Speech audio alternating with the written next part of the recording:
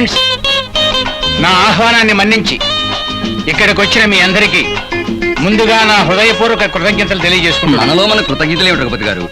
ఈ పార్టీ ఎందుకు ఏర్పాటు చేస్తున్నారు అని అడిగితే అదంతా పెద్ద సస్పెన్స్, తర్వాత చెప్తానని ఫోన్లో అన్నారు. ఆ సస్పెన్స్ ఏమిటో ఇప్పుడైనా రివీల్ చేస్తారా? చెప్తాను. వెలు సార్, నువ్వు వెళ్ళి అమ్మాయిని అబ్బాయిని వెంటనే తీసుకొచ్చి గోయింగ్ సార్. పార్టీ టైం ఓవరింగ్ sir. Rich people all waiting sir. మీరు తొందరగా వాకౌట్ చేయకపోతే మా అయ్యగారు నా మీద చాలా యాంగ్రీగా అయిపోతారు సార్.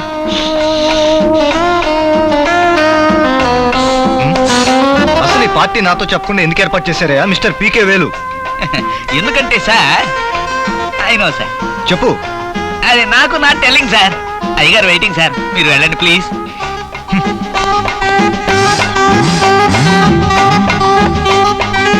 అబ్బబ్బా, ఏమిటే రాధి నన్ను బుట్టబొమ్మలా తయారు చేస్తున్నావు? బుట్టబొమ్మను చేయడం కాదు, బంగారు బొమ్మైన మా అక్కకు మెరుగులు దిద్దుతున్నా. ఆ క్రికెట్ ప్లేయర్ అభిలాష్ని అభినందించడం కోసం డాడీ పార్టీ ఇస్తున్నారు. అక్కడికి ఇంత అతిగా అలంకరించుకుని వెళ్తే వచ్చిన వాళ్ళందరూ నన్ను చూసి నవ్వుతారు. ఏం నవ్వర్లేవే, పార్టీలకు పేరెంటాలకు వెళ్ళేటప్పుడు అందంగా అలంకరించుకోవడం మన ఆడవాళ్ళందరికీ అలవాటే. పద, ఆలస్యం అవుతుంది.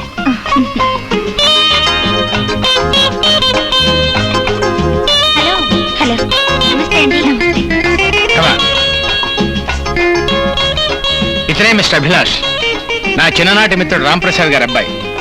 ఇందాక సస్పెన్స్ క్లియర్ చేయన్నారు కదా, ఇప్పుడు చేస్తున్నాను.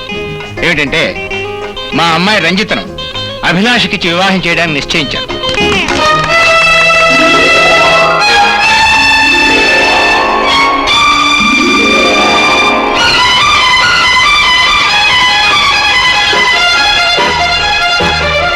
రంజిత, మేడం గారు మ్యారేజ్ సంగతి సడన్ గా టెల్లింగ్ చేశారు కదా సార్, అందుకని సింగిల్స్ వచ్చి రన్ చేసి ఉంటారు.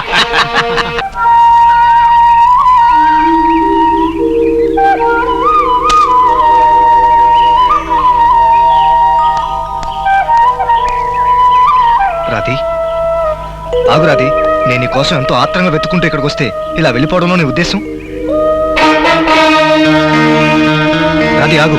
అడిగిన దానికి సమాధానం చెప్పకుండా నువ్వు ఇలా మోగనం పట్టిందలా వెళ్ళటం కాదు. వదలండి. పరాయి ఆడపిల్ల ఒంటరిగా ఉన్న చోటుకి ఇలా రావడమే కాకుండా చేయి పట్టుకుని ఆపడం క్షమించడం తప్పు. ఏంటి, నువ్వు పరాయిదానివా? మన తిరిగి పరిచయమే లేదా? ఉన్నదాన్ని తుంచి వేసుకోవడానికి, జరిగిందంతా చెరిపేసుకోవడానికి ప్రయత్నించండి. రాధి, దయచేసి నన్ను అలా పిలవకండి. నన్ను వెళ్ళనివ్వండి. నా కళ్ళ ముందు నుంచి నువ్వు వెళ్ళిపోయినా నా గుండెల్లో నుంచి మాత్రం కదిలి వెళ్ళలేవు రాధి.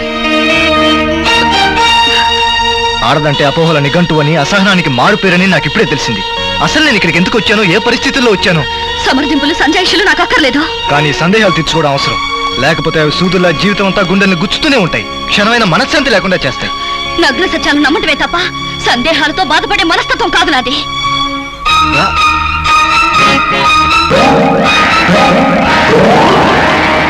నా పేరు వేలు కాబట్టి అందరూ నన్ను అరవబ్బాయి అనుకుంటారు. బట్ నాకు ఆ పేరు ఎలా వచ్చిందో మీరైనా ఆస్కండి సార్. నిన్నెవరు అడగరు గాని టిఫిన్ తినేటప్పుడు నువ్వు చుప్ రహోజీ. నువ్వు చుప్పన్నా చెప్పన్నా నేను ఆగేది లేదు. పెద్ద సార్ నో కాబట్టి నేను చిన్న సార్తో స్పీకాల్సిందే.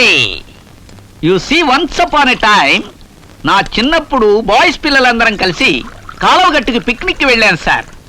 అక్కడ మాకు గారెలు తింటే గుడ్ అనే థాట్ వచ్చింది సార్.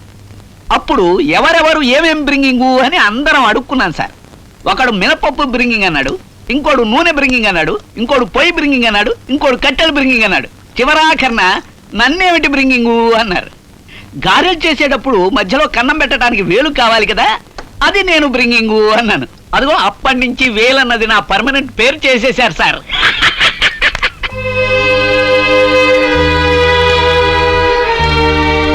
ఏమిటి ఎవ్వరూ లాఫింగ్ ఇవ్వలేదు? పోనీ నా ఆల్ మెడల్స్ గురించి హోల్ హిస్టరీ చెప్తాను. Once upon a time. నేను వచ్చేసాను రా. నేను ఆపేశాను సార్. నేను కాస్త ఆలస్యమైతే చాలు, నీ జోకులతో అందరినీ బాకుల్లో పడిచేస్తావు వేధవా. Sorry for my delay. ఏం లేదు, రేపు మీరందరూ కలిసి మన తోటకు పిక్నిక్ వెళ్ళడానికి కావాల్సిన ఏర్పాట్లు చేసి వస్తున్నాను.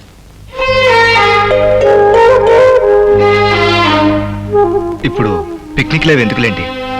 పిక్నిక్ అంటే పిక్నిక్ కాదు బాబు, మీరు మా తోటలు చూసినట్టు ఉంటుంది, మీరు ముగ్గురు కలిసి సరదాగా కాసేపు కాలక్షేపం చేసినట్టు ఉంటుంది. మీరు రావడం లేదా? నేనా? నాకు బోర్డ్ ఆఫ్ డైరెక్టర్స్ మీటింగ్ ఉంది బాబు, రావటం కుదరదు. Okay, as you please.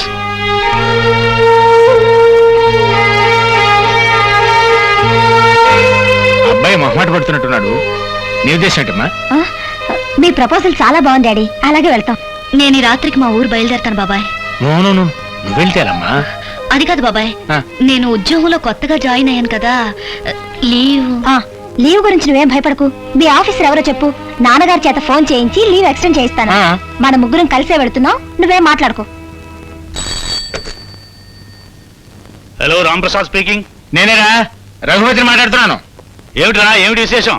మా అభి ఏమంటున్నాడు? వాడు అసలే డాషింగ్ అండ్ అడ్వెంచరస్ ఫెలో. నువ్వేం కంగారు పడకు. అబ్బాబే కంగారేం కాదు, వచ్చినప్పటి నుంచి మేవాడితో కాస్త డల్గా ఉంటున్నాడ్రా. హ, నీకున్న స్పీడు డాష్ వాడికి ఉన్నట్టుగా లేదు. డల్గా ఉంటున్నాడా? మావాడు డల్గా ఉంటే నేను ఎప్పుడు చూడలేదే. నేను మాట్లాడతాను లేవండి. 1 minute, మీ చెల్లెలు మాట్లాడుతుంది. నమస్కారం అన్నయ్య గారు.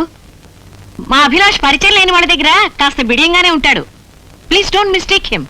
నో అదేం లేదమ్మా, అతని మనస్తత్వం అర్థం చేసుకునే వాళ్ళిద్దరూ కాస్త ఫ్రీగా మాట్లాడుకుంటారని తోటకు పంపించాను. ఆ, ఈ బట్టి బహుశా చేరే ఉంటారు. ఇంతకు ముందు వారం వారం నా ఫ్రెండ్స్ ని వెంటేసుకొచ్చేదాన్ని. ఇప్పుడు ఆ ఉత్సాహం లేదు, ఫ్రెండ్స్ తో సరదాగా గడపడం లేదు. ఇలా ఎప్పుడైనా మీలాంటి వాళ్ళు వచ్చినప్పుడు రావడమే, వస్తే మాత్రం తిరిగి వెళ్ళాలనిపించదు. న్యాచురలీ రెస్ట్ తీసుకోవడానికి ది బెస్ట్ ప్లేస్. ఎక్స్క్యూజ్ మీ.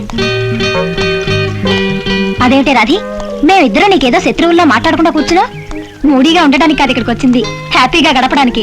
నాకు మాట్లాడడం కంటే నీ మాటలు వినడమే ఇష్టం అక్క. నీ ఉత్సాహం సంతోషం చూస్తుంటే కడుపు నిండదులే గాని ముందు కాఫీ తీసుకో.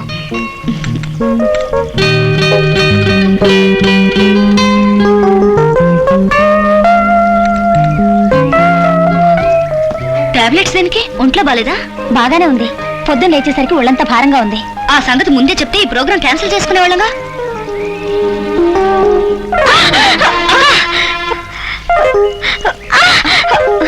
కాలు నొప్పిగా ఉంది, మీరెళ్ళి తోట చూసిరండి. మీరు ఇలా ఉంటే థాట్ చుట్టం దేనికి లేండి. నానా, మీరు అలా అంటే కాదు. నా మూలంగా ఏ ప్రోగ్రామ్ మిస్ అయినా నేను చాలా గిల్టీగా ఫీల్ అవుతాను. మీతో రాధికి వస్తుంది, మీరిద్దరు వెళ్ళి చూసిరండి. మీరు తిరిగి వచ్చేసరికి ఐల్ బి ఆల్ రైట్. నువ్వు రాకుండా నేను వారితో వెళ్ళడవా? నువ్వు కూడా వెళ్ళకపోతే ఆయన ఇన్సల్ట్ గా ఫీల్ అవుతారు. వెళ్ళు రాధి. నేను వెళ్ళను. నువ్వు వెళ్ళనంటే ఆయన ముందు నన్ను అవమానించినట్టే. అసలు నేను తలెత్తుకోలేను. నా బంగారు చెల్లి కదూ, నా మాట కాదనుకో. ఆయన వెయిట్ చేస్తున్నారు, వెళ్ళు.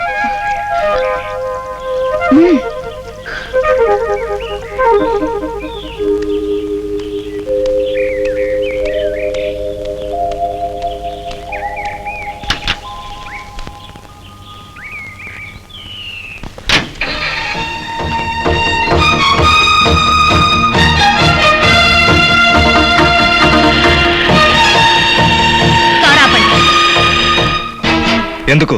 తెలిసి తెలిసి తప్పు చేసేంత అవివేకురాల్ని కాను నేను.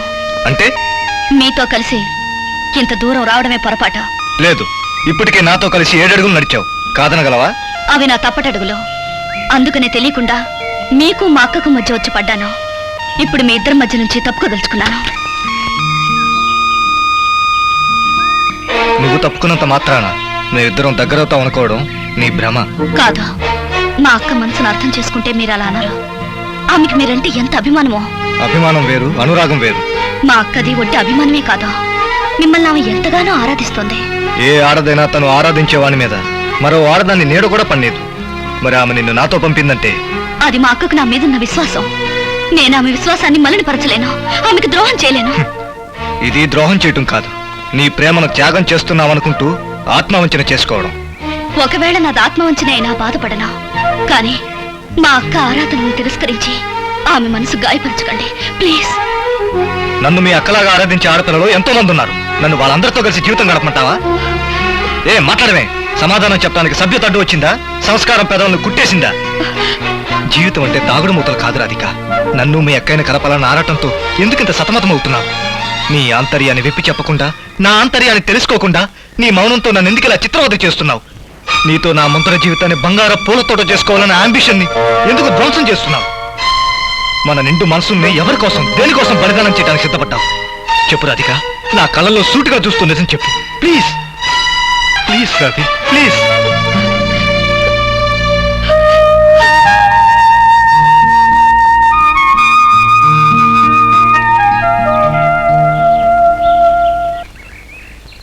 ఈ తోట ఏదో పెద్ద బృందావనం లాగా 20 లక్షలు చెప్తారేమిటండి? దీనికి 10 లక్షల కంటే 10 పైసలు ఎక్కువ కూడా శుద్ధ దండగ బాసు. రాధికలా ఉంది. ఆ రోజు ట్రైన్లో తెప్పించుకున్న లేడీ పిల్ల మళ్ళీ ఇక్కడ నా కోసమే ప్రత్యక్షమైంది ఒంటరిగా. ఒరే లుచ్చా, ఆ పేపర్లన్నీ కరెక్ట్ ఉన్నాయో చూడు. ఏ స్టేట్ మనం కొంటున్నాం? ఉంటున్నావా? కొంటున్నాం అంతే. రండి సార్.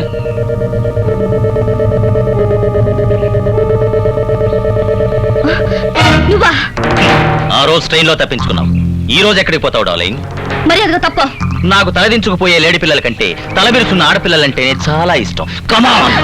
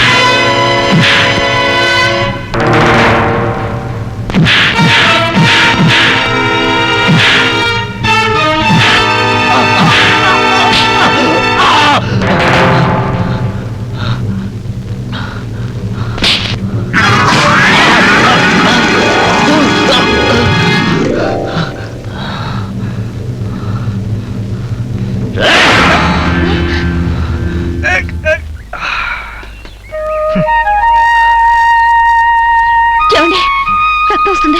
ఏం పర్వాలేదు. ప్లీజ్.